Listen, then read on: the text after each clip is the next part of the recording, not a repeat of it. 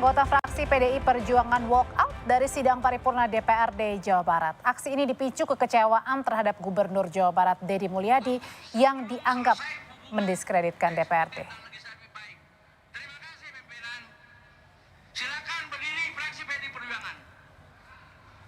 Paripurna tersebut, saudara, membahas sejumlah agenda seperti pandangan fraksi terhadap peran Perda yang diajukan pemerintah Provinsi Jawa Barat.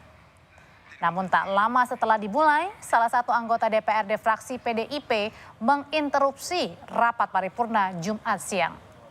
Di sisi lain, Gubernur Jawa Barat Deddy Mulyadi tak mempersoalkan adanya aksi walkout dari fraksi PDIP.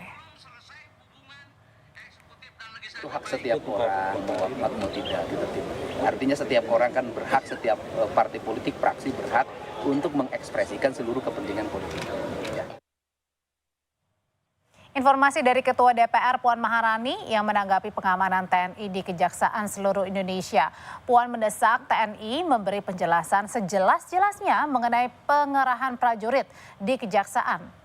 Politisi PDI Perjuangan ini menyebutkan penjelasan lengkap dari TNI penting agar pengerahan prajurit untuk menjaga kejaksaan tidak menimbulkan fitnah. Sebelumnya, Panglima TNI memerintahkan pengerahan personil serta alat perlengkapan guna memberikan dukungan pengamanan terhadap kejaksaan tinggi dan negeri di seluruh Indonesia.